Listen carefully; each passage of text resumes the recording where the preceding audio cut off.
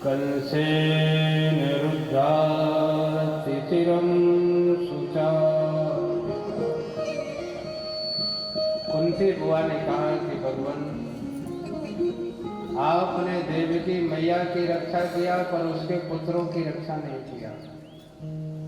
और जब मैं तुलना करती हूँ देवकी से और अपनी, तो आपने देवकी मैया की तो रक्षा किया, पुत्रों की रक्षा नहीं किया, परंतु आपने मेरी भी रक्षा किया है और मेरे पुत्रों की भी रक्षा किया।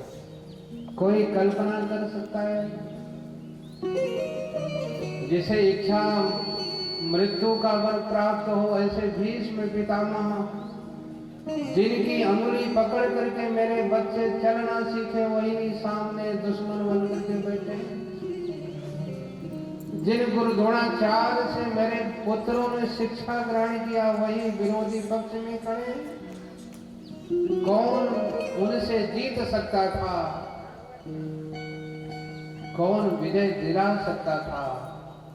ये जो विजय हुई है मेरे पुत्रों की नहीं हुई है, विजय तो आपकी हुई है और आपके भक्तों की हुई है।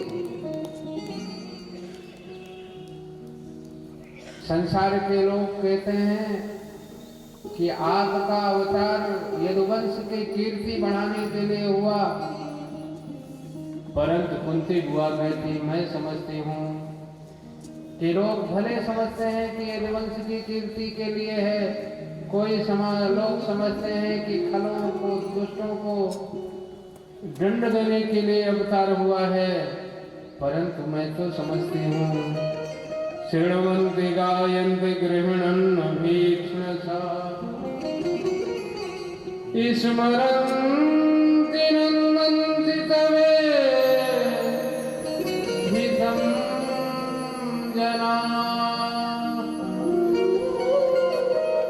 स्मरन्ति नन्दन्ति तवेहितं जनाः ता एव पश्यन्ति चिरेण भवप्रवाहो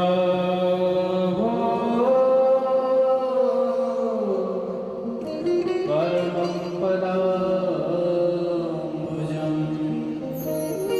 कुंती बुआ कहती है कि आपका अवतार सिर्फ और सिर्फ भक्तों की हुई है। आप अवतार ग्रहण किया, अवतार ग्रहण करके सुंदर सुंदर लीला किया और उसी लीला को शृण्वन्ति गायन्ति गृह्णन् भीक्ष्णसा, उसी को आपके भक्त अपना आधार बनाते, आश्रय बनाते, और जिन्होंने भी आश्रय बनाया आप उनको आनंद प्रदान करते हैं।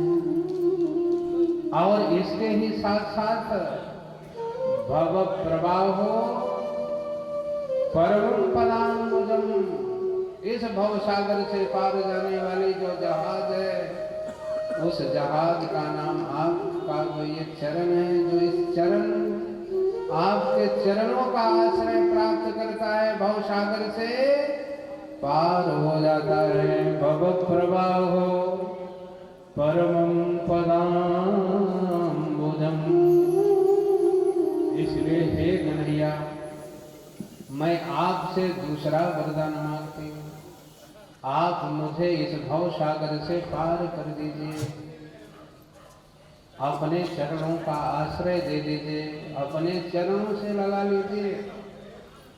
भगवान द्वारिकाधीश ने कहा, बुआ ये चरण तो तुम्हारे सामने ही है, क्या दिक्कत है, ले लो, इन चरणों को ले लो। कुंती बुआ ने कहा कि भगवान दिक्कत है, कौन सी दिक्कत है?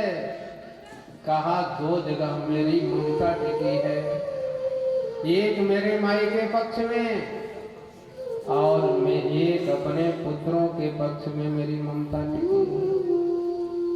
और यही ममता जो है आपसे हमें दूर कर रही है। भगवान ने कहा, फिर क्या करें? कुंती बुआ ने कहा, अथ विश्वेश विश्वात्मन्, अथ विश्वेश विश्वात्मन् विष्णुमूर्ते सुखे सुमे स्नेहपाशमिमं छिद्रे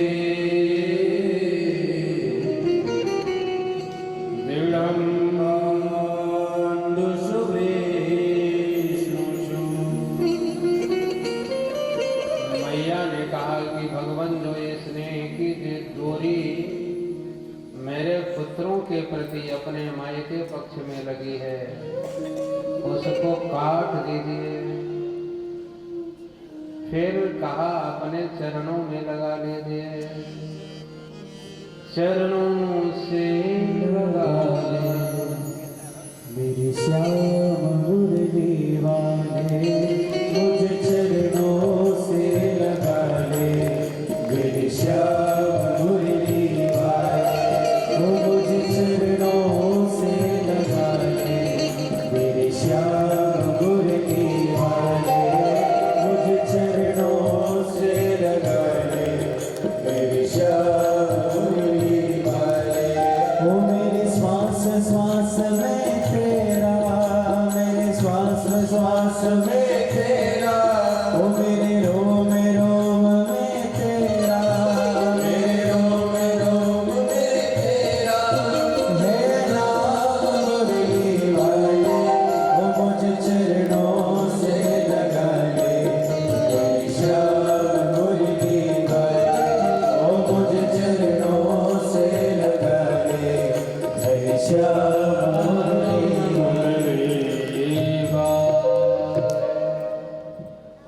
मैया ने कहा कि भगवान अपने द्वार पे रख लीजिए। प्रभु तेरा द्वार न छूटे, छूट जाए संसार, प्रभु तेरा द्वार न छूटे। भगवान ने जो है कुंती बुआ को धन्य किया। भगवान के पास सब कुछ है, एक चीज नहीं है और उसका नाम है दुख। अब कुंती बुआ ने भगवान से दुख मांगा, विपत्ति मांगा। भगवान समझ गए कि कुंती बुआ दुख के रूप में, विपत्ति के रूप में मुझे ही मांग रही है। इसलिए भगवान जो है अपने आप को कुंती बुआ को दे दिया। एक पांव था रथ पर, उसको नीचे उतार दिया, महल में चले गए। कुंती बुआ प्रसन्न हो गई। पांडवों ने समझा कि भगवान हमारे मित्रता को प्रगाढ़ करने के लिए भगवान रुक गए। फिर धर्मराज युधिष्ठिर के साथ भगवान विराजते हैं। धर्मराज युधिष्ठिर के मन में बहुत संताप है, दुखी हैं। और दुखी होने का कारण क्या है? हमारे गुरुदेव कहते थे कि संसार के लोग भगवान को तो मानते हैं पर भगवान की नहीं मानते, और जो भगवान को मानता है भगवान की नहीं मानता वही दुखी रहता है। और यही जीवन का द्वंद्व है और इसी का नाम पाखंड है कि हमारे कथनी और करनी में भेद है। धर्मराज युधिष्ठिर भगवान को तो मानते हैं पर भगवान की नहीं मान रहे हैं। धर्मराज युधिष्ठिर ने कहा कि भगवान ये रक्तपात से मिला हुआ जो राज्य है मुझे सुख प्रदान नहीं कर सकता। उनके मन में ये बात प्रकट है कि मैंने अपने पुरुषार्थ से महाभारत युद्ध जीता हूं। भगवान ने समझाया, समझ में नहीं आया तो फिर रथ पर बिठाया और रथ पर बिठा करके ले गए उस कुरुक्षेत्र में, जहां सरसैया पर महाभागवत भीष्म पड़े हैं। सब पांडव पांचाली सहित गए और जब ऋषियों को पता लगा, सारे ऋषि मुनि भी वहां पर आ गए। सब जाग गए उधर पर, सबने महाभागवत भीष्म को प्रणाम किया है और साथ में श्री द्वारिकाधीश हैं। कृष्णं च तत्प्रवाक्य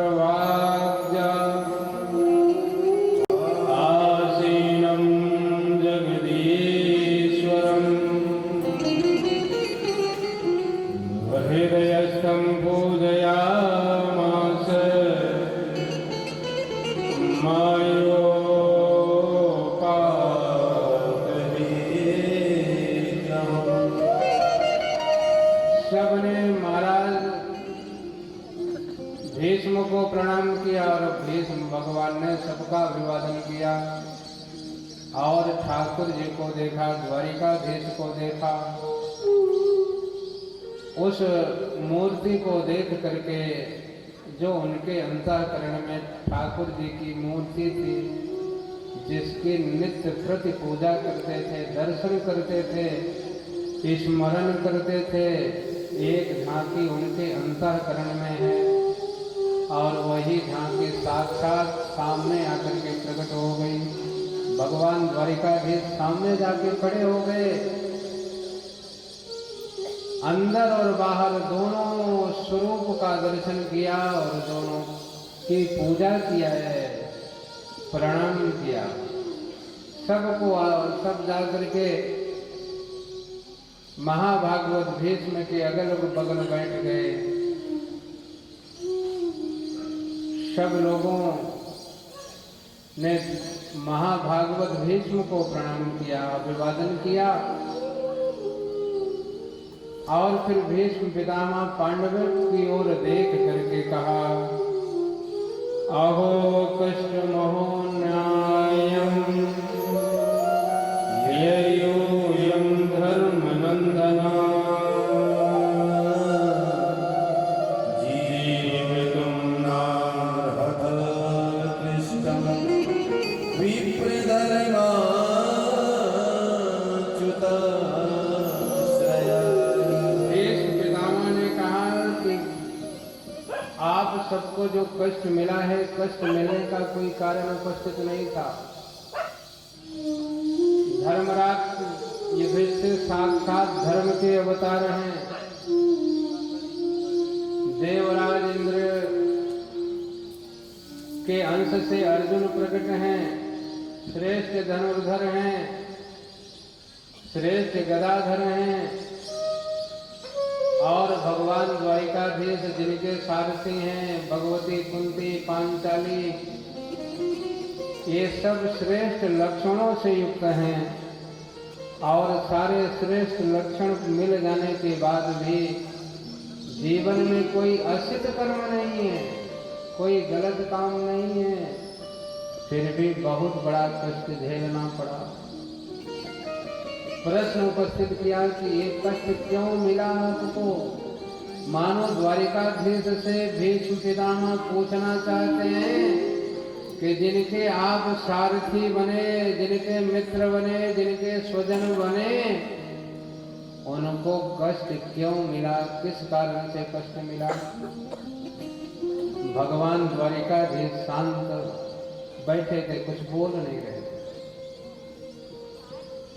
सब जो है भीष्म पितामह ने ही उत्तर दिया, सर्वं कालकृतं मन्ये,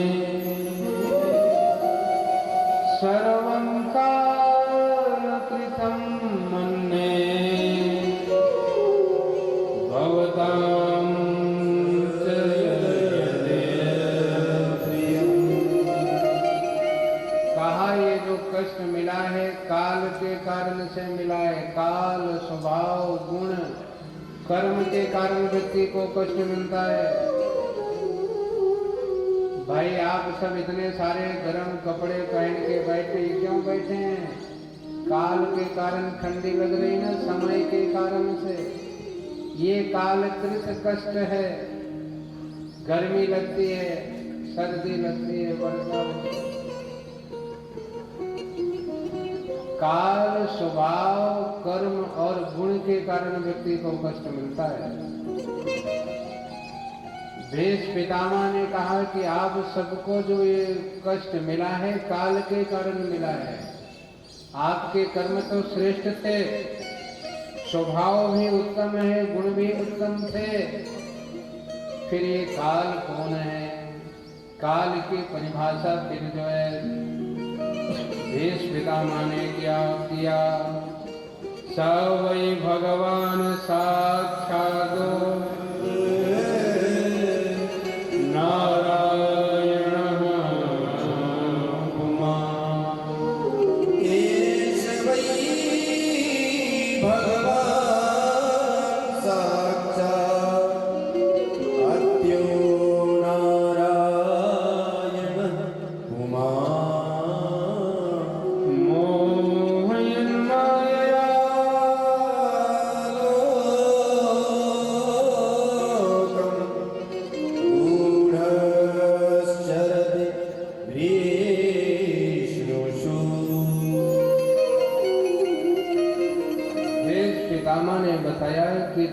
आपके सारथी ये कृष्ण है ना जो यहाँ बैठे हैं, यही काल है, कालों के काल हैं, और इनकी माया से ये सारा ये चराचर जगत मोहित है। जिन्हें अपना सारथी मान रहे हो, जिन्हें अपने मामा का बेटा मान रहे हो, मित्र मान रहे हो, सचिव दूत मान रहे हो, यही काल है। और इन्हीं की इच्छा से सारा जगत चलायमान है। इनके इच्छा के बिना एक दिन भी हिल नहीं सकता है। और इसके साथ ही साथ मानो भीष्म पितामह ने धर्मराज युधिष्ठिर के प्रश्नों का समाधान कर दिया। क्या समाधान किया? उनके मन में विचार था कि मेरे कारण मैंने युद्ध जीता है। भीष्म पितामह ने कहा कि नहीं नहीं, ये तो इनकी इच्छा से हुआ है। फिर इसके बाद भगवान की ओर देखा है और भगवान की ओर देख करके भगवान से निवेदन किया। क्या निवेदन किया?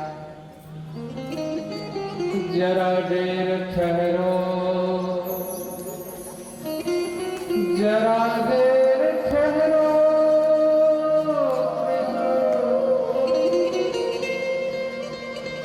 जरा देर ठहरो,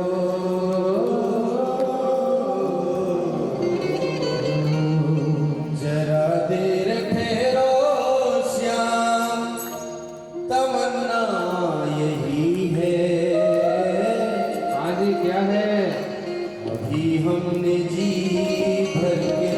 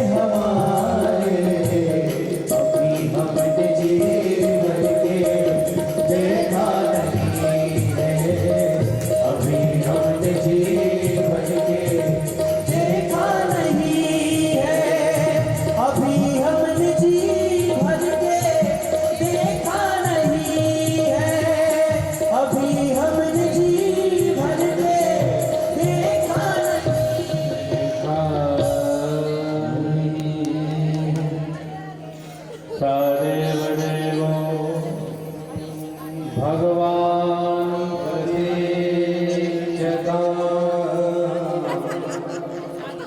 कलेवरं यावदिदं विनोम्यहम्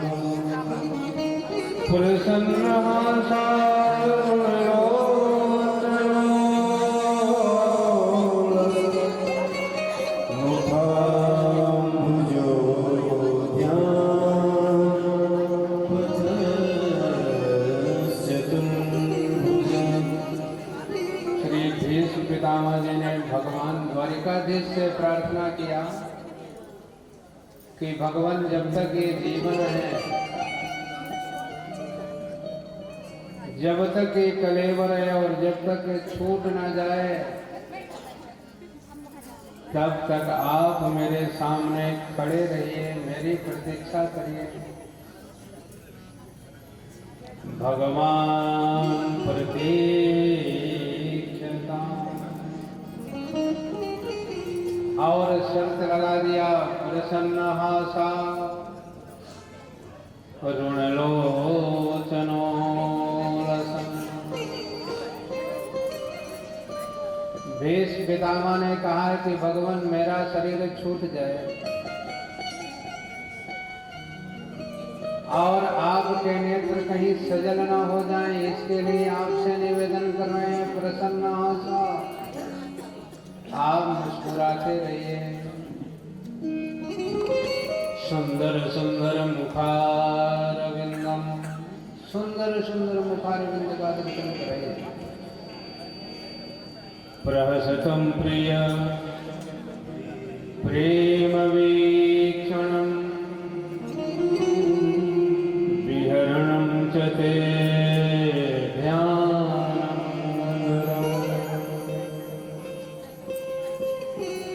भज सखे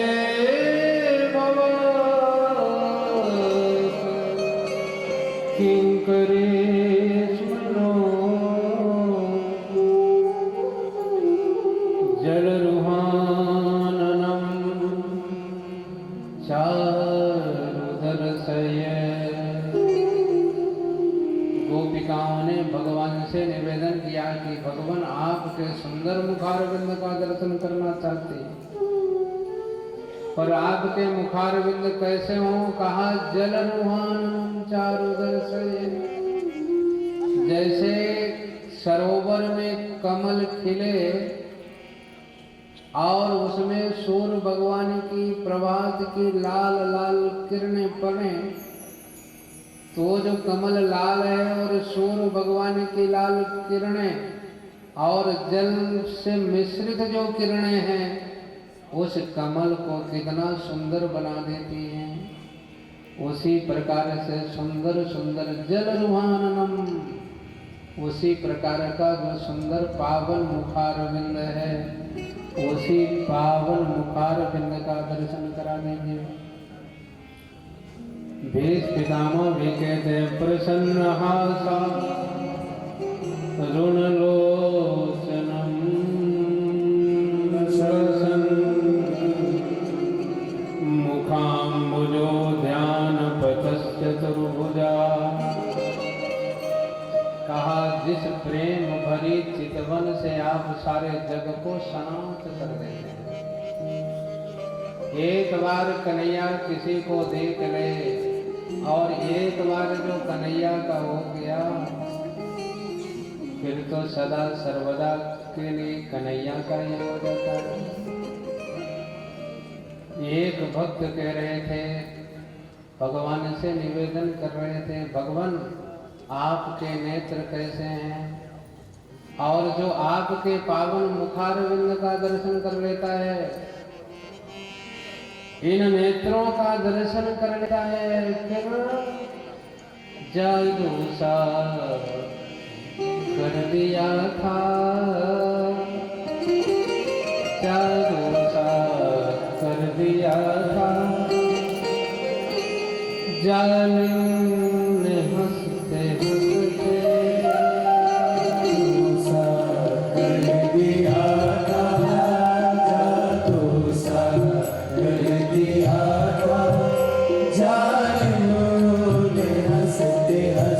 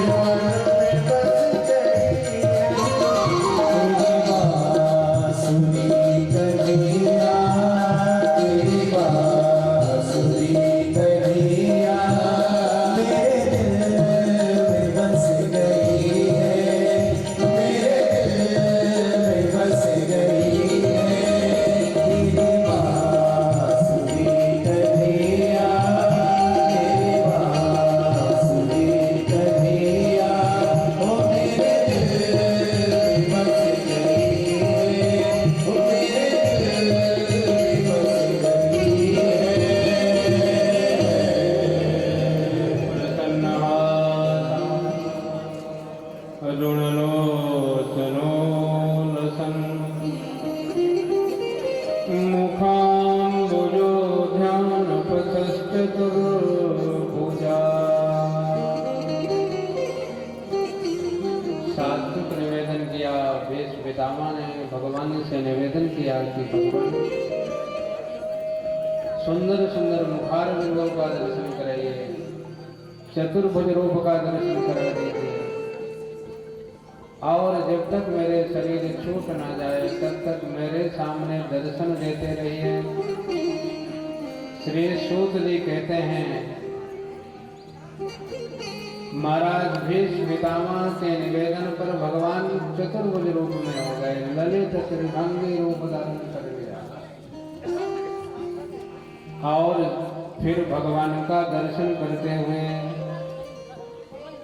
श्री भीष्म पितामह ने कहा कि भगवान आपको हम कुछ देना चाहते हैं,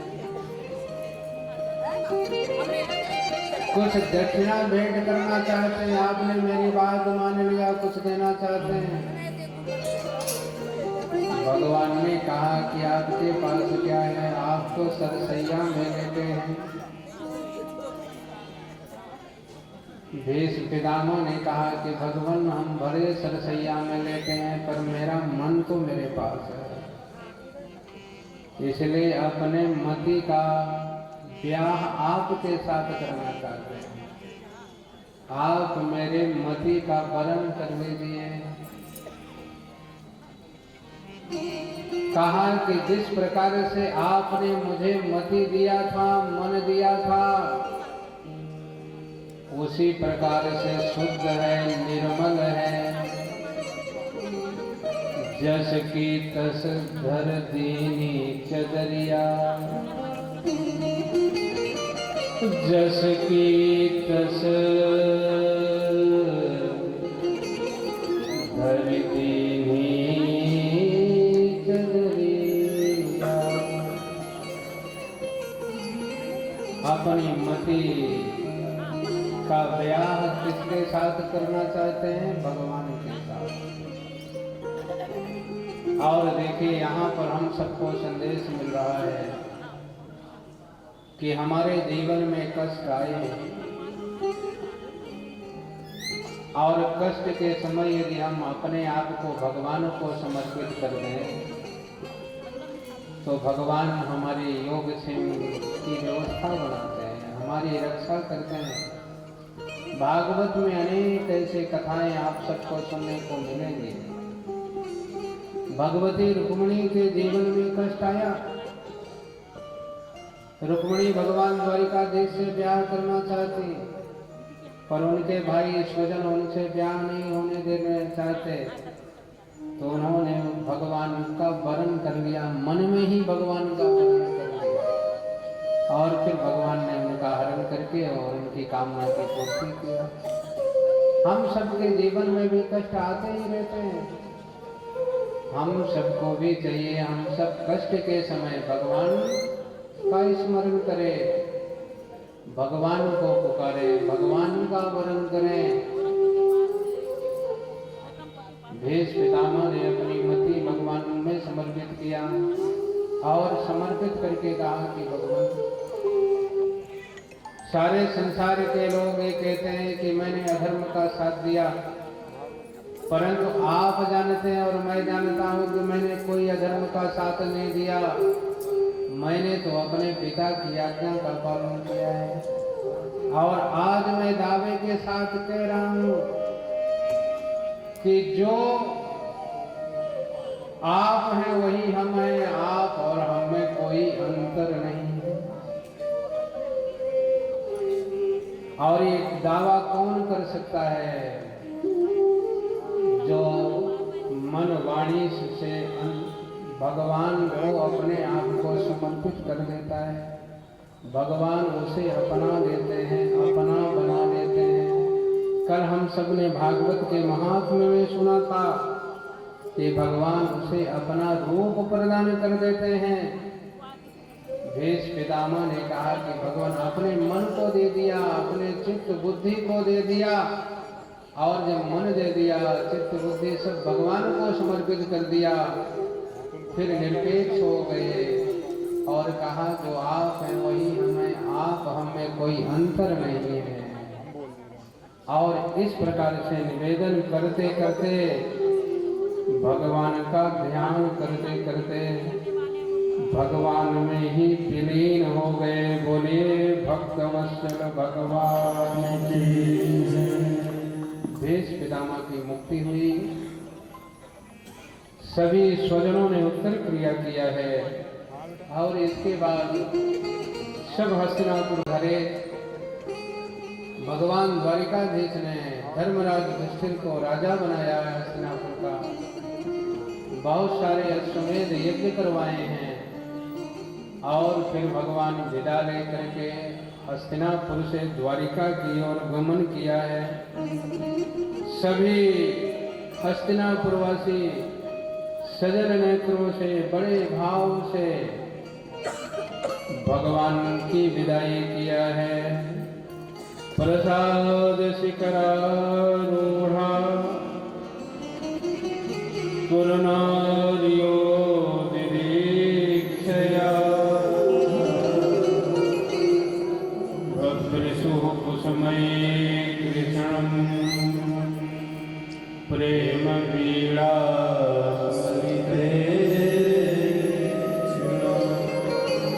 भगवान ने सबके द्वारा अर्पित पुष्प प्रेम सबको स्वीकार किया है और प्रेम वीणा स्मृते क्षण अपनी प्रेम भरी दृष्टि से सबको देख करके धन्य किया है, पावन किया है। भगवान का रथ आगे बढ़ा,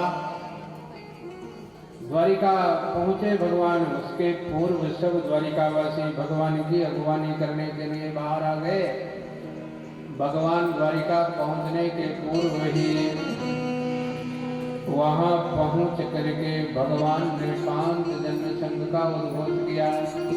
सारे द्वारिका वासियों को पता लग गया कि द्वारिकाधीश पधार गए। सभी लोगों ने हाथ जोड़ से भगवान की जयकार किया। बोलिए द्वारिकाधीश भगवान की। सबने अगवानी किया, सबने प्रार्थना किया। भवाय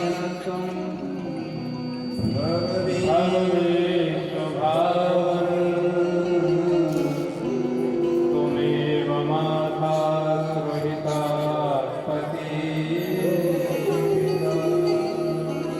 त्वं सद्गुरुन्ना परमं च दैविकम् यस्वानुवृत्त्वा कृतिनो बभूविना। अहो सनाथा भवता स्मयद। अहो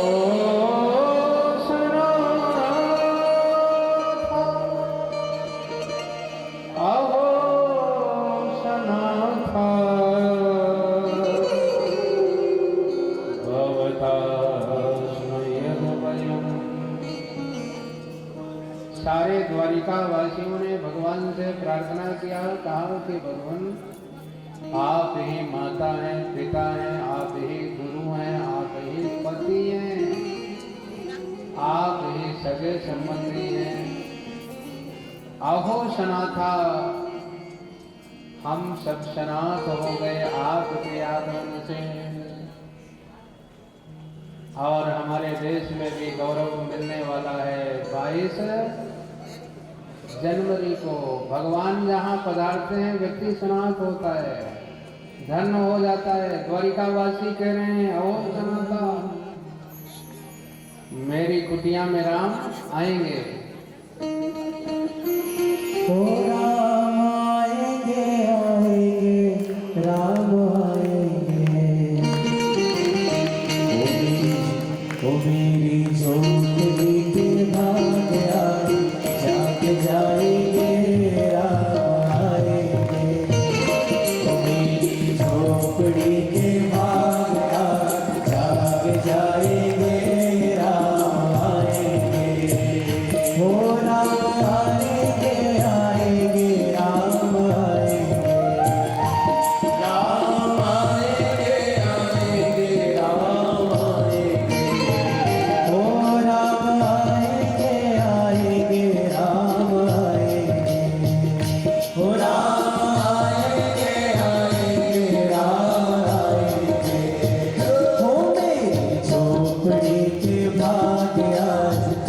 भूल जाएंगे राम आएंगे। वो तेरी झोपड़ी के भागीदार भूल जाएंगे राम आएंगे। और वो राम आएंगे तो अंगना सजाओगे। वो राम आएंगे तो अंगना सजाओगे। वो दिया जला के दिवाली में बनाओगे। वो दिया जला के दिवाली में बनाओगे। और वो मेरे जन्मों के पाप सारे मिट जाएंगे राम आएंगे। वो मेरे जन्मों के पाप सारे मिट जाएंगे राम आएंगे। बोलिए श्री रामचंद्र जी महाराज की जय हो।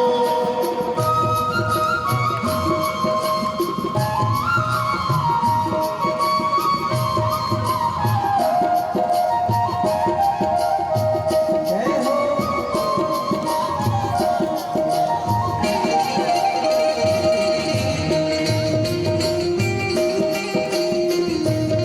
बोलिए अयोध्या धाम की।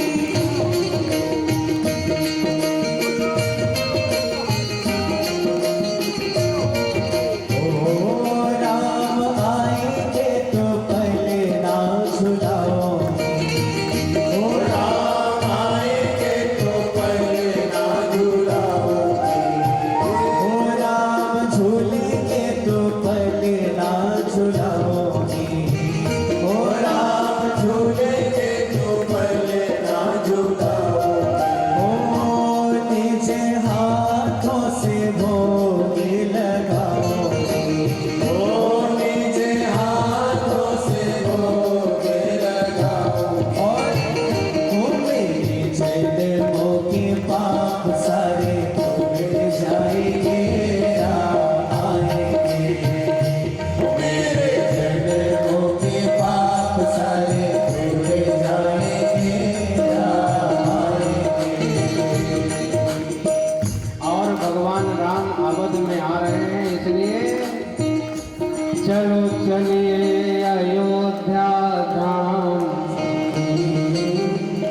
चलो चलिए अयोध्या धाम, प्रभु जी आएंगे। ओ चलो चलिए अयोध्या धाम, प्रभु जी आएंगे।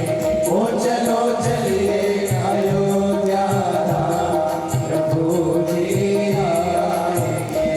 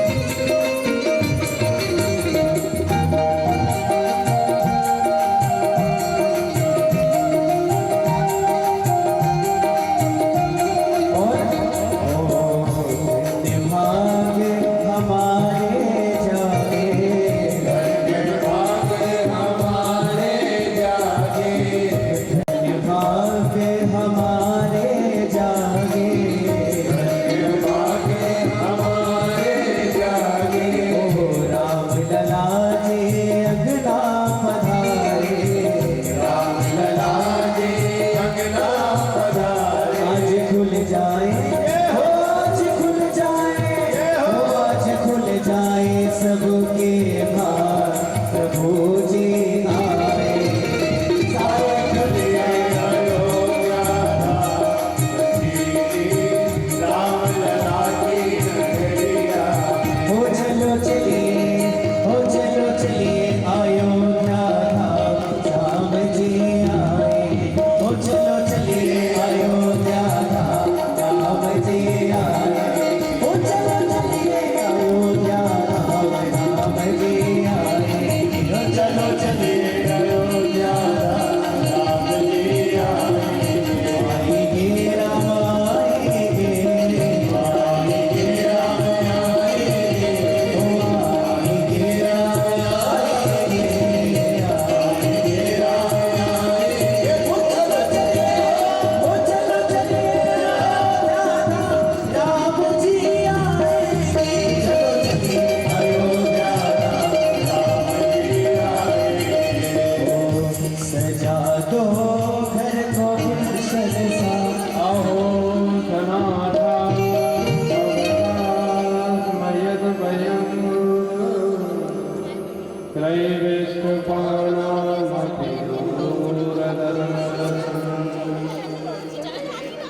उसी का जीवन धन्य है जिसके जीवन में भगवान है।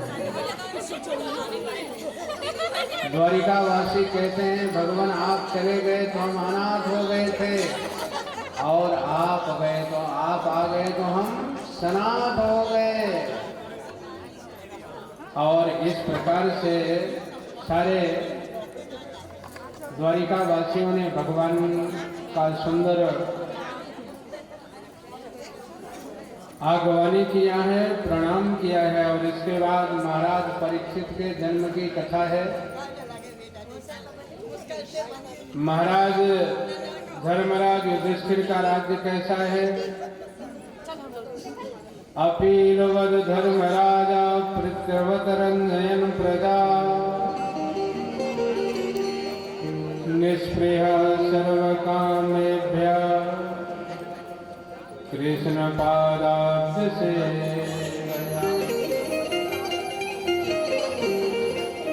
धर्मराज अपने प्रजा का पालन किस प्रकार से करते हैं, कितना समृद्ध राज्य है और ये समृद्धि कहाँ से मिली,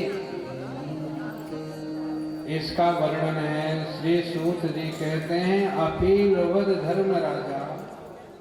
जब महाराज धर्मराज युधिष्ठिर राजा बने तो अपने प्रजा का पालन कैसे करते हैं। कहा कि जैसे पितृवत, जैसे एक पिता अपने पुत्र का पालन पोषण करता है, उसके योगक्षेम की कल्पना करता है, उसी प्रकार से महाराज रंजयन प्रजा पितृवत रंजयन प्रजा पितृवत, जैसे पिता पुत्र की रक्षा करता है उसी प्रकार से अपने प्रजाजनों की रक्षा करते हैं।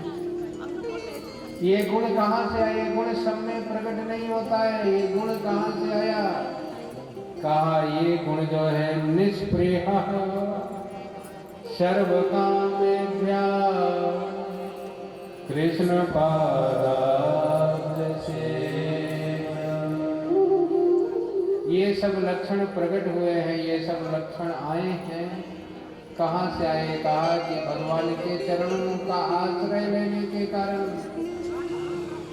भगवान का भजन करने के कारण से। उनके मन में किसी प्रकार की कामना नहीं है, सिर्फ एक कामना है कि मेरी प्रजा सुखी रहे, आनंदित रहे, बस यही कामना है। फिर आगे चल करके महाराज धर्मराज युधिष्ठिर के ही वंश में इनके वंशधर महाराज परीक्षित का जन्म हुआ। बोले परीक्षित महाराज की बहुत उत्सव मनाए गए। ज्योतिष आचार्य आकर के ज्योतिष का अनुसंधान किया। सुंदर लक्षणों से युक्त, सभी गुणों से संपन्न महाराज परीक्षित के लक्षण बताए गए और इधर द्वारिकाधीश बहुत समय पहले हस्तिनापुर से द्वारिका गए थे। कोई समाचार नहीं मिला था। समाचार न मिलने के कारण से धर्मराज युधिष्ठिर ने अर्जुन को द्वारिका भेजा। द्वारिका से अर्जुन बहुत दिनों तक वापस नहीं आए और इसी बीच भगवान द्वारिकाधीश अपने स्वधाम के लिए प्रस्थान कर गया। और जब भगवान द्वारिकाधीश सुधरा धाम को छोड़ करके चले गए, इधर धर्मराज युधिष्ठिर के मन में शंका प्रकट होने लगी। भगवान जैसे इस धराधाम को छोड़ के गए, अधर्म रूपी जो कलियुग है सबके घर में, मन में, चित्त में सब जगह स्थान पा लिया। कलियुग के लक्षण प्रकट हो गए और उस लक्षण को देख करके धर्मराज युधिष्ठिर के मन में अनेक प्रकार के प्रश्न उपस्थित हुए। इसी बीच में अर्जुन आए हैं, कुछ बोल नहीं पा रहे हैं। धर्मराज युधिष्ठिर ने कहा, आपके हाथों से कौन सा असकृत कर्म हो गया जिसके कारण आप उत्तर नहीं दे पा रहे? अर्जुन ने कहा कि भगवान इस धराधाम को छोड़ करके चले गए। और जैसे ही अर्जुन ने कहा कि भगवान हम सबको छोड़ के चले गए, भगवती कुंती ने सुना। एक क्षण की देरी किए बगैर सुनते से ही उनका शरीर छूट गया, भगवान में लीन हो गई। और जब भगवान चले गए, धर्मराज युधिष्ठिर सारे पांडवों ने विचार किया कि जब अपने भगवान ही नहीं हम सब अनाथ हो गए, फिर सब ने मिलकर के राज्य का भार धर्मराज महाराज परीक्षित को सौंप दिया। महाराज परीक्षित को राजा बनाया है और महाराज परीक्षित को राजा बना करके पांडव जो है स्वर्गारोहण की यात्रा किया।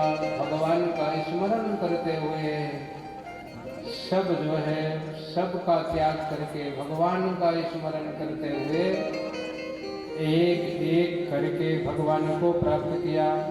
पीछे से पांचाली भी उन्हीं का अनुसरण करते हुए भगवान को पाया। महाराज विदुर भी जो है जो साक्षात धर्म के अवतार हैं, उनके गण आए हैं और महाराज विदुर को साथ ले गए। और इधर महाराज परीक्षित राजा बनने के बाद बड़े बड़े अश्वमेध यज्ञ किया। एक दिन महाराज परीक्षित ने देखा कि सारे नगर में सब जगह कलियुग का साम्राज्य हो गया है, कलियुग के लक्षण प्रकट हो गए हैं। असभ्रष्ट आचारा भा संसारा, धर्म सुनिए नहीं काम। बस यही जो है कलियुग का लक्षण है। कलियुग का निग्रह करने के लिए धनुष बाण उठाया। यदा मुकुंदो भगवान इमां महिम जहो सुतन्वा श्रमणीय सत्कथा तदा प्रतिबुद्धते अधर्महे तो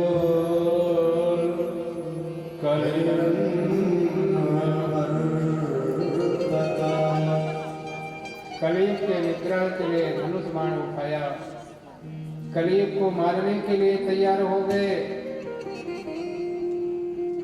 कलियुग हाथ जोड़ करके महाराज परीक्षित के सामने उपस्थित हो गया। महाराज परीक्षित से निवेदन किया कि भगवान आप मेरा वध क्यों करना चाहते हैं, मुझे क्यों मारना चाहते हैं? महाराज परीक्षित ने कहा, तू अधर्म का हेतु है, तू मेरे राज्य में नहीं रह सकता, तुझे मैं अपने राज्य में नहीं रहने दूंगा। कलयुग ने कहा कि महाराज मुझे तो रहना पड़ेगा, आप देखो कि आपको रहना है कि नहीं रहना है। कहा कि ठीक है, मैं थोड़े स्थान पर अपना गुजर कर लूंगा, कोई स्थान निश्चित कर दीजिए, वहीं रह जाएंगे। महाराज परीक्षित ने कहा, नहीं, मैं अपने राज्य में रहने ही नहीं दूंगा। कलयुग ने कहा, महाराज जहां मैं दृष्टि डालता हूं सर्वत्र सब जगह आपका ही राज्य है, फिर कहां जाएंगे। फिर स्थान दे दिया जहां चोरी हो, हिंसा हो, जहां अशिक्षित कर्म हो, दुराचार हो, लोग झूठ बोले, वहां तुम्हारा वास हो। कलयुग ने कहा कि भगवान इतने में गुजर होना नहीं है, आपने जो है अपने से स्थान दे दिया, एक मेरी भी विनती मान लीजिए, एक स्थान और दे दीजिए। फिर से याचना किया, निवेदन किया। महाराज परीक्षित ने कलयुग को सोने में स्थान दे दिया, बड़ा प्रसन्न हो गया। कहा, बस भगवान, महाराज मेरा गुजर हो जाएगा, घर घर में सबके अंग अंग में सोना है, बस मेरा गुजर हो जाएगा, सब जगह में मुझे स्थान आपने दे दिया। कलयुग प्रसन्न हो गया, स्वर्ण में स्थान पा करके। और इधर महाराज परीक्षित एक दिन वन में घूमने के लिए, आखेट खेलने के लिए सोने का मुकुट धारण कर लिया। अब कलयुग उसमें सवार हो गया। आखेट खेलने गए थे वन में, जंगल में। आखेट माने हिंसा, तो हिंसा में भी स्थान दिया था। और सोने में दो जगह जो है कलयुग उनके माथे पर विराजमान हो गया। काल डंडलय काहू न मारा,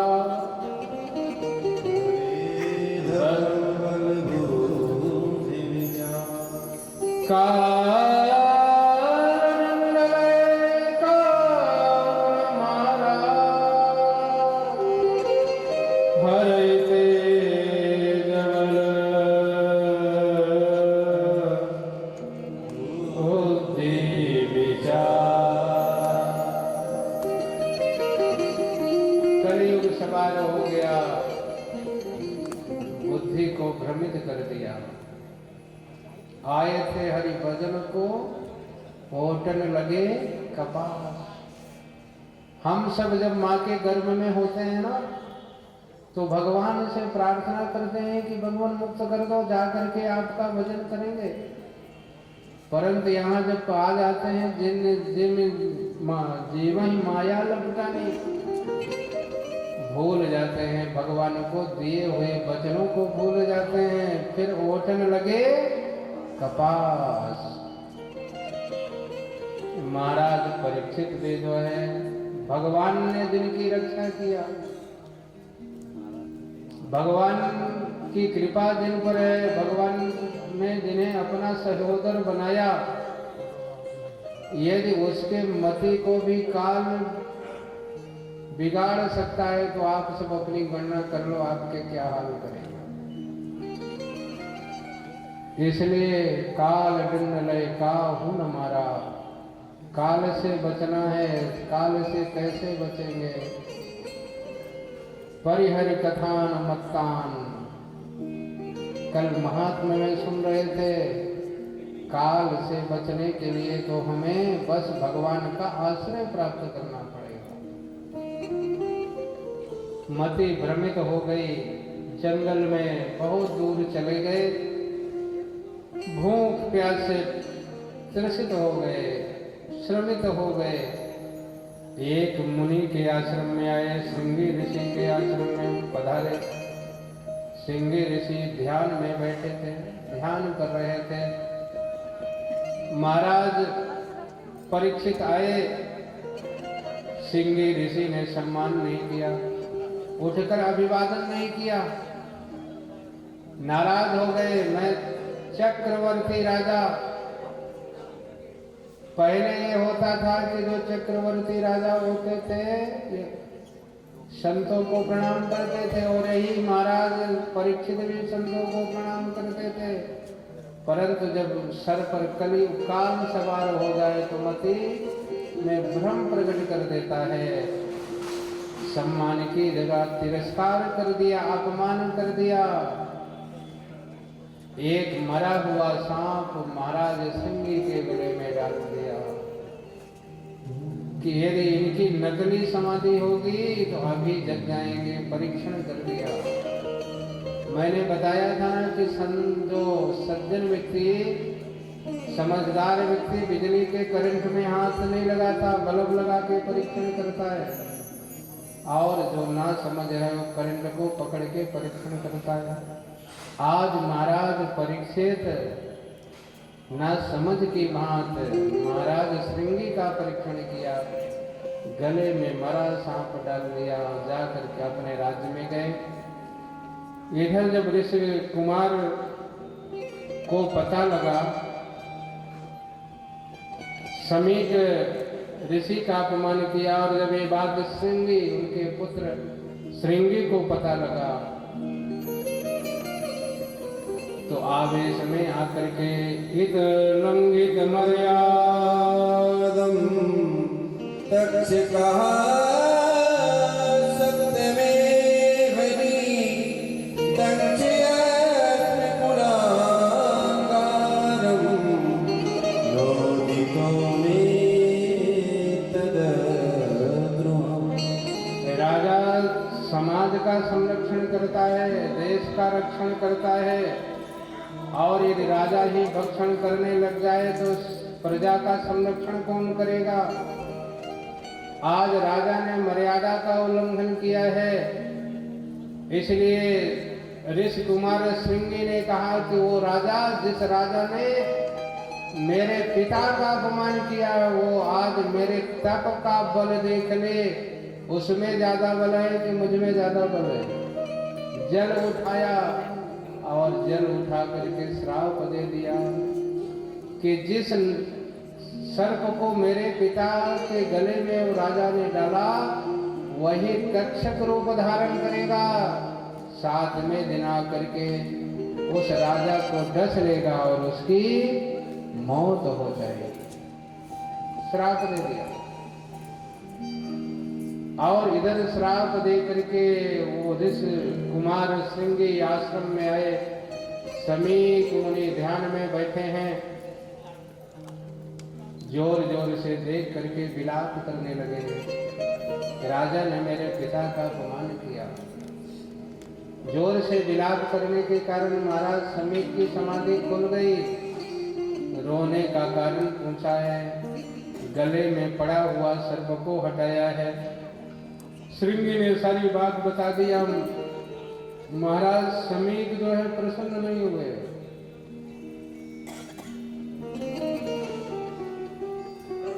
उन्होंने कहा कि बेटे तुमने ठीक नहीं किया।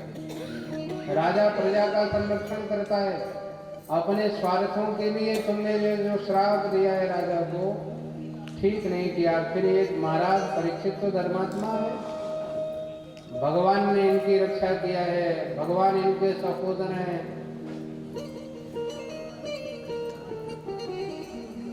एक संदेश पहुंचाया है, एक ऋषि कुमार के माध्यम से संदेश पहुंचाया,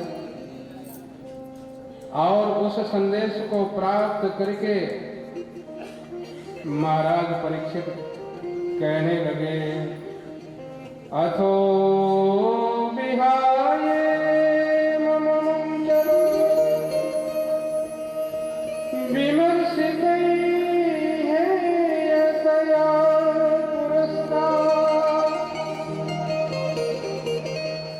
कृष्णांग सेवा मधिमन्नमा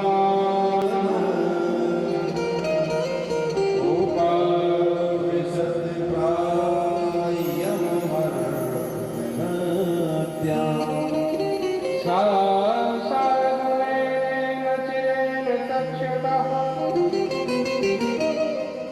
नलं प्रसक्तस्य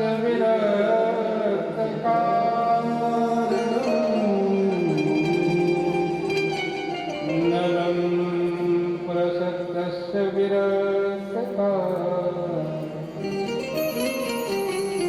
महाराज परीक्षित राजा थे, चक्रवर्ती राजा थे। ऋषि कुमार ने महाराज परीक्षित को श्राप दिया तो दंड भी दे सकते थे, उसे सजा भी दे सकते थे, सजा नहीं दिया। धन अहोभाव से भर गए और कहा कि अश्वत्थामा ने ब्रह्मास्त्र चलाया था तो भगवान आपने मेरी रक्षा किया था, और आज एक ऋषि कुमार ने बाघ रूपी अस्त्र चलाया है। मुझे पूरा विश्वास है आप मेरी रक्षा करेंगे। और ऋषि कुमार ने मुझे श्राप नहीं दिया है, मुझे सचेत किया है। हर व्यक्ति के पास 7 दिन का समय है और 7 दिन में यदि वह अपने कल्याण की कामना कर ले तो उसका उद्धार हो सकता है, उसकी मुक्ति हो सकती है। ये श्राप नहीं दिया, ऋषि कुमार ने अनुग्रह किया है, कृपा किया है। ये भगवान की कृपा है, कृपा मान लिया और कृपा मान करके अपने राजपाट को अपने बेटे को समर्पित किया, राजा बनाया और चल दिए। राजपाट सब छोड़ चले,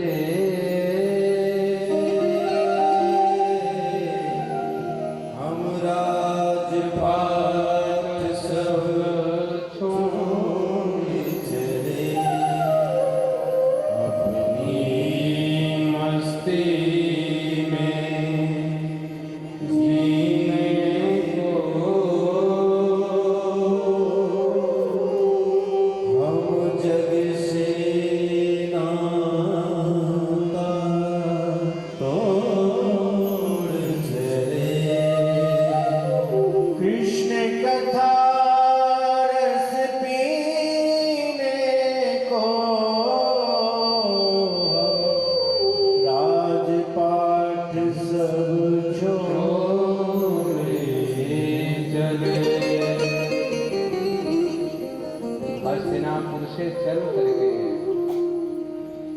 सुख तीर्थ में जाकर के गंगा के किनारे जाकर के अनशन व्रत ले लिया।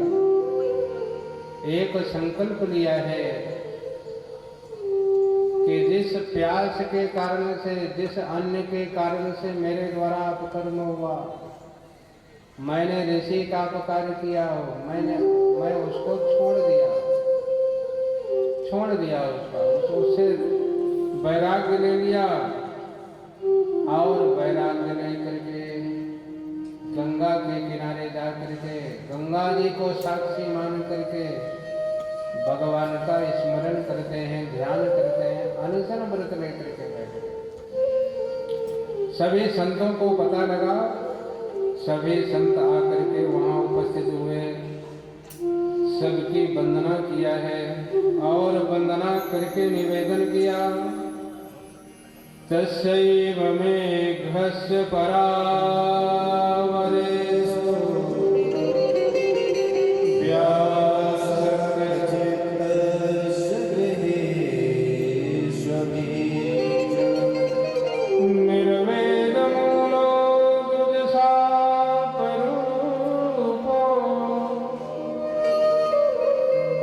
यत्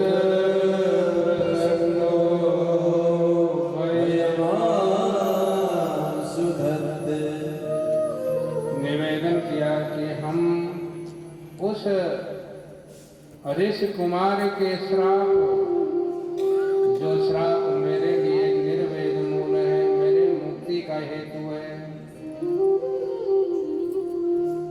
ऐसा मान करके मैं यहाँ पर गंगा के किनारे आकर के अनशन व्रत लेकर के बैठा हूँ। इसलिए आप सबसे हाथ जोड़ करके विनती है,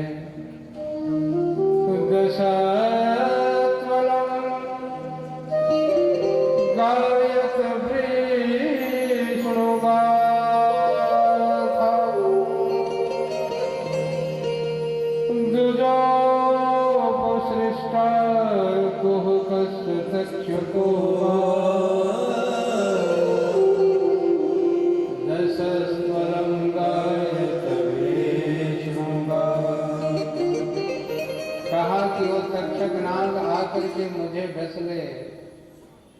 इसके पहले आप सबसे विनती है कि 10 स्वलम गायत विष्णु गाथा, भगवान की सुंदर गाथा सुना दीजिए, भगवान की कथा सुना दीजिए। और संतों से निवेदन किया कि भगवान की कथा हम श्रवण करें। इसके पहले भगवान आपसे निवेदन है, क्या निवेदन किया? हम कथा कब सुन सकते हैं? कथा हमारे जीवन में कब बैठ सकती है? उसके पहले जो महाराज परीक्षित ने निवेदन किया, कहा पुनश्च भूयाद भगवत अनंते रति प्रसंगाश्रतदाश्रयेषु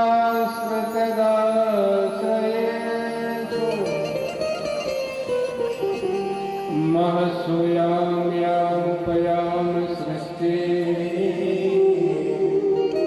मैत्रस्तु सर्वत्र नमो तुझे।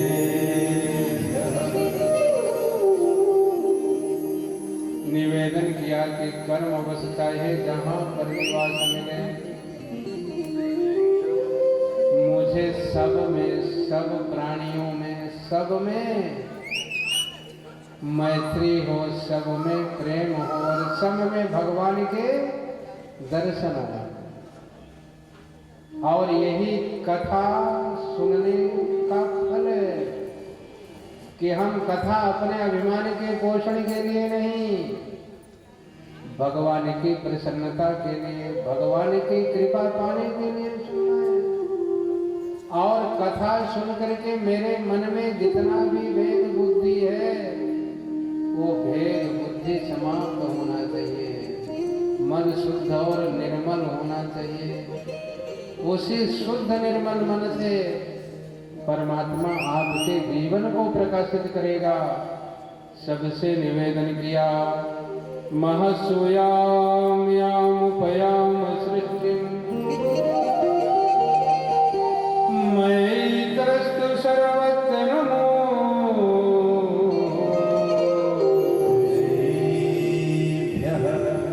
सबको प्रणाम किया, सबसे निवेदन किया कि आप सब मुझे भगवान की कथा श्रवण कराइए।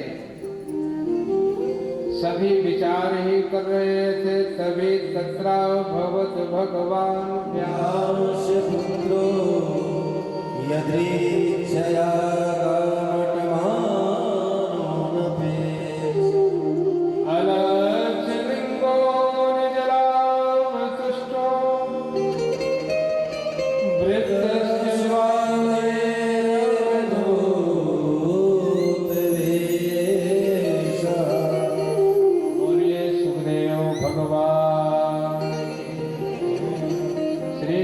भगवान का आगमन हुआ। तत्रा भगवत भगवान व्यास पुत्रो, श्री सुखदेव जी वहां पधारे।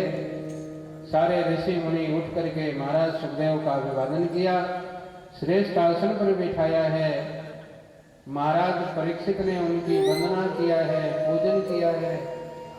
और पूजन करने के बाद निवेदन किया है, अतः पृच्छाम संसृद्धिम योगिनां परमं पुरुषस्य यत् कार्यं म्रियमाणस्य सर्वथा। बहुत ही सुंदर प्रश्न किया कि भगवान संसृद्धि क्या है? सिद्धि, प्रसिद्धि और संसृद्धि। सिद्धि आप जानते हैं, प्रसिद्धि आप जानते हैं। कहा संसृद्धि क्या है? संसृद्धि जो है भगवान की प्रसन्नता ही संसृद्धि है।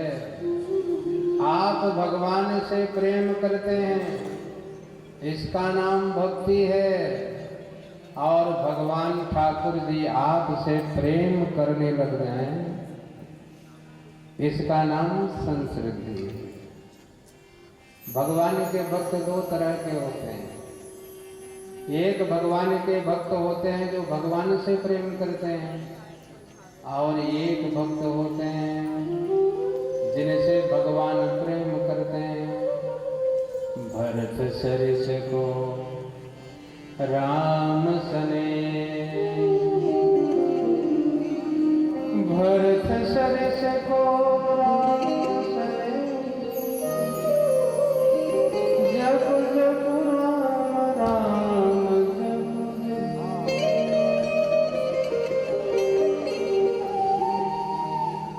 और श्री हनुमान जी से भगवान कहते हैं,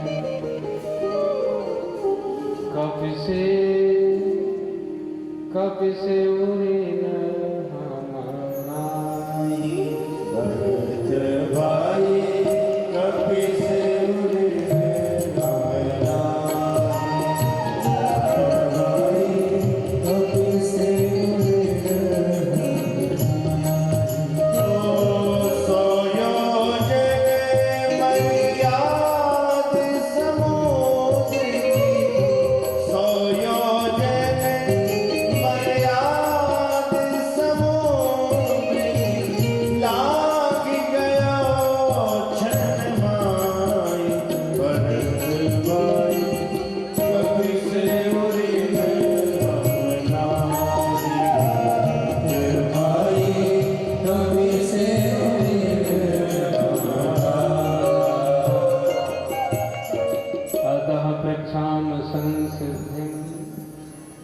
संस्कृति यही है कि भगवान हमारी भक्ति से प्रसन्न हो जाएं और हमसे प्रेम करने लग जाएं। फिर दूसरा प्रश्न पूछा है, पुरुषस्य यद कार्यम म्रियमाणस्य सर्वथा। म्रियमाण व्यक्ति के लिए मरण धर्मा, जो व्यक्ति, हम सब मरण धर्मा प्राणी है ना, म्रियमाण व्यक्ति के लिए कौन सा कर्म करना चाहिए और कौन सा नहीं करना चाहिए, किसका स्मरण करना चाहिए, किसका स्मरण नहीं करना चाहिए, किसका भजन करना चाहिए, किसका भजन नहीं करना चाहिए। पुरुषस्य यत् कार्यं म्रियमाणस्य सर्वथा। सुंदर प्रश्न किया। श्री सुखदेव जी प्रसन्न हो गए। श्री सुखदेव जी कहते हैं कि राजन, बरीयाने सते प्रश्नः कृतो लोकहितं नृप। आपका प्रश्न सारे जगत का कल्याण करने वाला है, श्रेष्ठ है, बहुत ही सुंदर प्रश्न किया है। फिर इसका समाधान उत्तर दिया है महाराज श्री सुखदेव जी ने। श्री सुखदेव जी ने कहा कि संसार में हम सब आते हैं, जीवन में जितनी आयु मिलती है आधा समय तो घर परिवार संसार में बिता देते हैं और आधी आयु क्या करते हैं, सो करके बिता देते हैं और अपने कल्याण की कामना नहीं करते, अपने कल्याण के बारे में कभी सोचते नहीं हैं। श्री सुखदेव जी कहते हैं कि राजन, संसार में आप प्रत्येक प्राणियों के अगल बगल से लोग आते जाते रहते हैं, ये सब देखते रहते हैं। देखने के बाद भी उनके मन में कभी ये भाव प्रकट नहीं होता, चेतना प्रकट नहीं होती कि हमको भी एक दिन जाना है। और इसलिए जो है पूरा जीवन व्यर्थ में ही गंवा देते हैं। सो करके संसार की वस्तुओं में मन लगा करके फिर उनको मिलता क्या है, कुछ मिल नहीं पाता। परंतु मैं तो ऐसा मानता हूं, जन्म लावा परा पुंसाम अंते नारायण स्मृति। कहा व्यक्ति का जन्म वही श्रेष्ठ जन्म है जिस जन्म से परमात्मा व्यक्ति को मिल जाए। जब उसका अंतिम समय आए तो भगवान की याद करनी। भगवान की याद क्यों करना है भैया? विचार करो कि आप सब यहाँ कथा सुनने आए ना, कथा सुनने के बाद किसकी याद आएगी आपको? अपने घर की याद आएगी। परंतु हम सबको अपने असली घर की याद नहीं आती है। अभी आप घर छोड़ करके कथा सुनने आए, कथा आरती करेंगे, फिर कहेंगे भैया घर जाना है।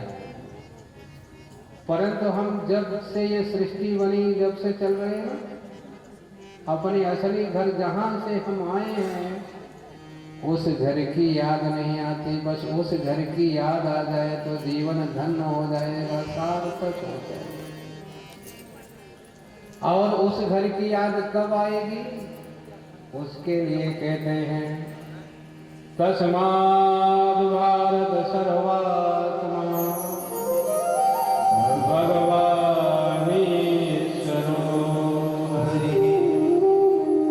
श्रोतव्यः कीर्तितव्यश्च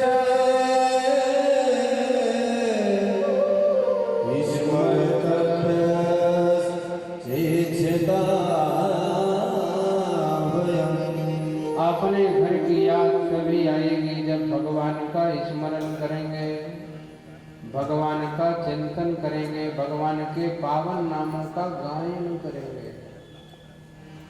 तभी आपको अपने असली घर की याद आएगी। श्रोतव्य कीर्तितव्यश्च स्मर्तव्यश्च।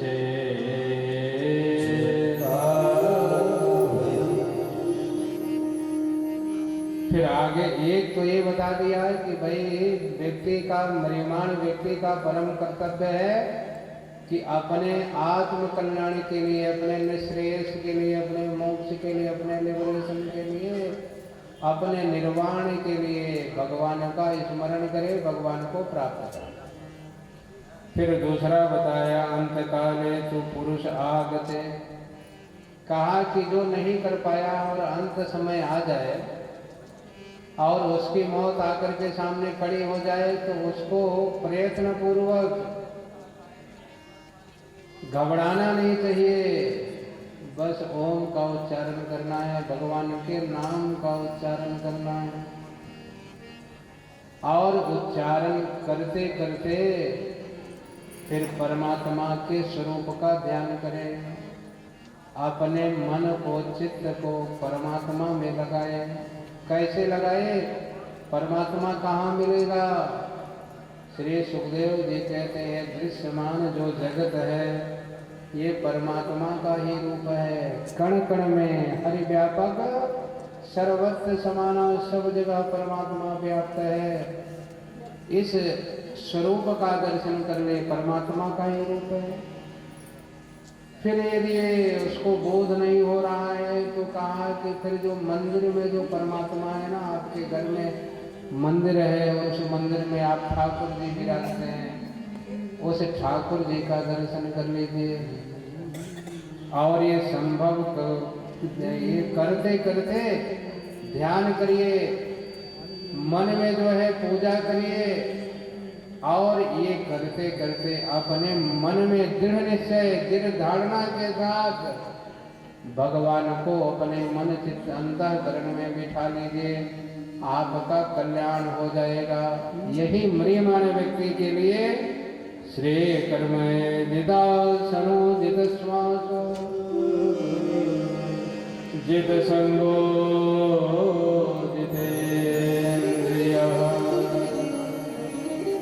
स्थूले भगवतो रूपे मनः संधारयेत्।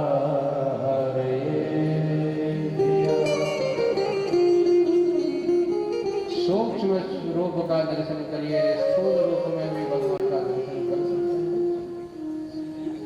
बस अपने श्वास श्वास पर भगवान का स्मरण करिए। श्वासों की माला पे, श्वासों की माला पे सिंधु में सीताराम।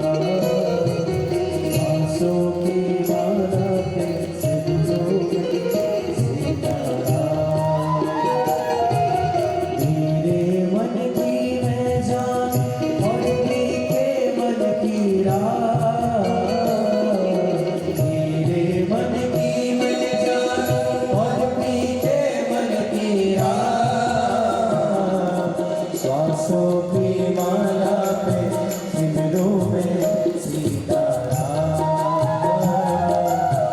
सांसों की माला पे सिमरू में सीताराम।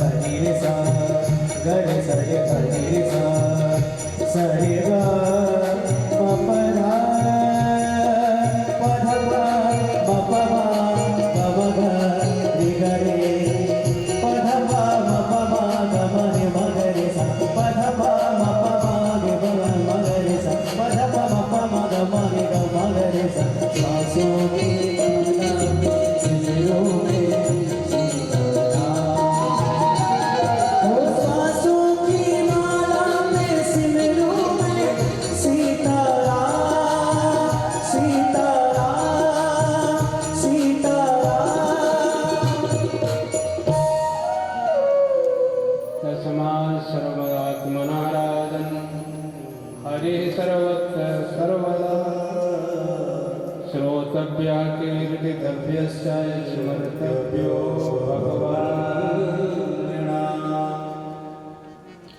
समय बहुत हो गया, मैं तो समझ रहा था 6:30 बजा है, पर 7:30 बज गए। हाँ? अब कथा यही विश्राम ले लेती है, बहुत अत्यधिक समय हो गया है, आप सब श्रमित हो गए हैं कथा सुन करके। आइए हम सब भगवान की प्रार्थना करते हुए आरती करेंगे। प्रभु हम भी शरणागत स्वीकार करो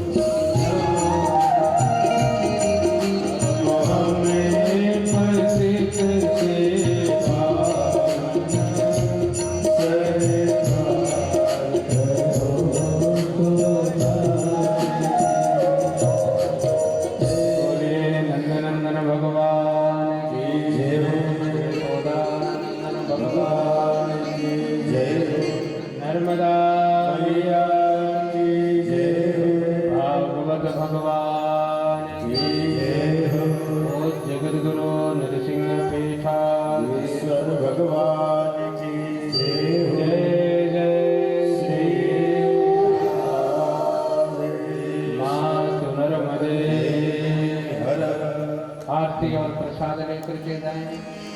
कल 3 बजे से कथा प्रारंभ होगी और शाम को भगवान नंद नंदन यशोदा नंदन का पावन प्राकट्योत्सव आप सब मनाएंगे भाव के साथ, प्रेम के साथ।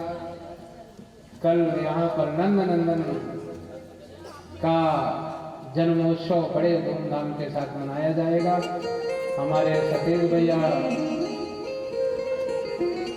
श्रीमती नम्रता साहू ने बड़े धूमधाम के साथ सुंदर व्यवस्था किया है। आप सब कल आइएगा और इस आनंद उत्सव में सम्मिलित होकर के अपने जीवन को धन्य करिएगा। आरती और प्रसाद लेकर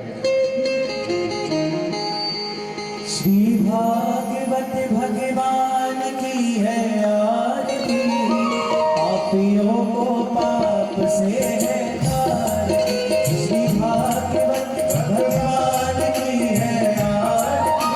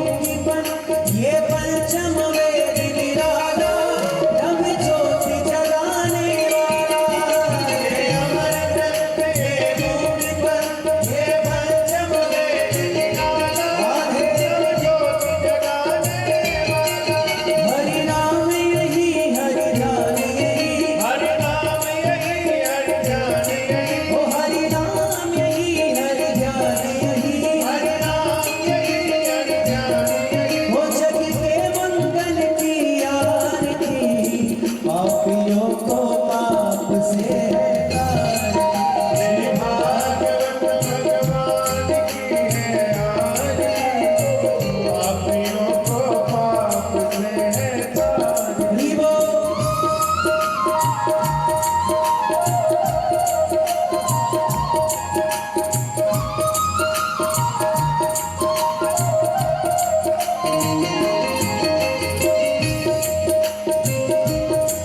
ये शांति गीत पावन पुनीत पापों को मिटाने वाला, हरि दर्श कराने वाला। ये शांति गीत पावन पुनीत पापों को मिटाने वाला, हरि दर्श कराने वाला। यह सुख करनी यह दुख हरनी, ये सुख करनी ये दुख हरनी, यह सुख करनी यह दुख हरनी। ये सुख करनी ये दुख हरनी। श्री मधुसूदन की आरती, पापियों को पाप से है तारी। श्री भागवत भगवान की है आरती, पापियों को पाप से है तारी। हरि बोल। बोलिए श्रीमद् भागवत महापुराण की।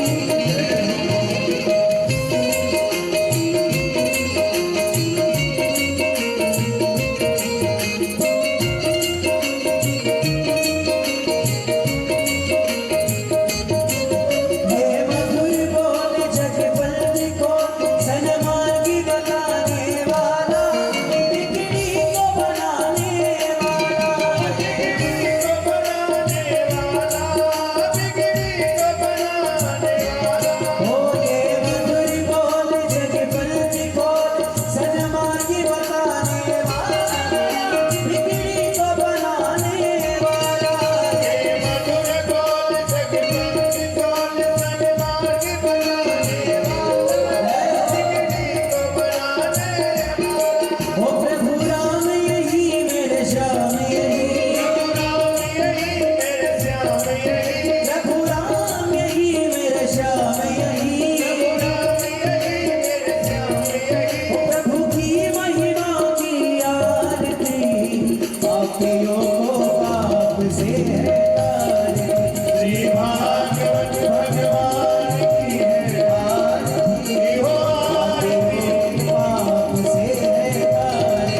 श्री भागवत भगवान की है आरती, पापियों को पाप से है तारी। आइए कर्पूर गौरव करुणावतार, संसार सारम भुजगेन्द्रहार, धरा बदन विद्यान विद्य, भवो भवानी सहितो नमामि। पंचानि वारा गुरुचारि गाय, कृपाणि वारा श्रीधराय, यज्ञपराय सविनो भराय, नमः शिवाय नमः शिवाय। त्वमेव माता च पिता त्वमेव, त्वमेव बन्धुः च सखा त्वमेव, त्वमेव वेद्यारण्यं त्वमेव, त्वमेव सर्वं त्वमेव देव।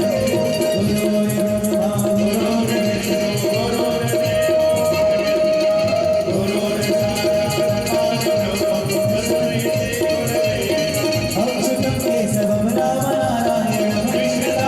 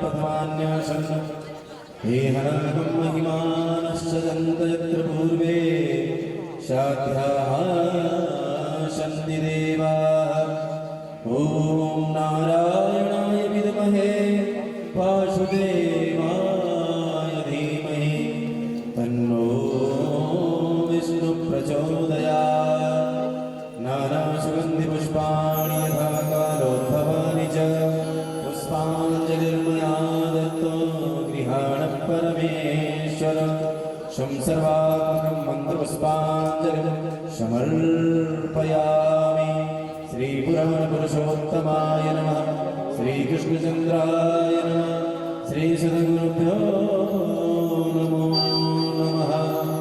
बोलिए कृष्ण कन्हैया की जयकारा में भी जोड़ लगाना चाहिए। बोलिए हनुमंतलाल जी महाराज की नर्मदा मैया की पूज्य सद्गुरुदेव भगवान की धर्म की धर्म का प्राणियों में विश्व का गौ माता की सनातन धर्म की जय जय श्री राम। कल हम सभी लोग भगवान के इस पावन श्रीमद् भागवत सप्ताह के अंदर में भागवत अनुष्ठान के माध्यम से भगवान बालकृष्ण का पावन जन्मोत्सव प्राकट्योत्सव हमारे श्री सतीश साहू जी के इस पावन गृह आगमन पर हम सभी लोग भगवान के मंगलमय आगमन की प्रतीक्षा करेंगे। कल हम सभी लोग भगवान राम जन्म और कृष्ण जन्म के साथ इस पावन उत्सव में सम्मिलित होंगे। सभी मातृशक्ति से निवेदन है यथासंभव हो सके तो पीत या ऑरेंज ऐसी साड़ियाँ तो होगी ही, तो प्रयास करें कि आप सब पीत वस्त्र में आए। नहीं है तो ऐसा नहीं कि नहीं आना है, बहाना मिल जाएगा यदि तो साड़ी है नहीं पीली काय को जाएगा। तो सभी लोग कल पीत वस्त्र धारण करके आए। कल हमारे ठाकुर जी का जन्मोत्सव होगा। हम सब प्रेम से कल ठाकुर जी का जन्मोत्सव बड़े धूमधाम के साथ मनाएंगे। आइए हम सब प्रेम से भजन का आनंद लेते हुए प्रसाद लेकर अपने अपने घर को प्रस्थान करें। कल ठीक 3 बजे विष्णु बाके हरिलाल की जय। देखिए इतने सारे भक्त हैं तो जयकारा की आवाज भी उतनी आनी चाहिए जितने भक्त हैं तो प्रेम से भाव से जयकारा लगाती है। बोली श्री वृंदावन बिहारी लाल की जय हो। बाके बिहारी नैना सखी कुछ जादू सो कर गए। बाके बिहारी नैना सखी कुछ जादू सो कर गए।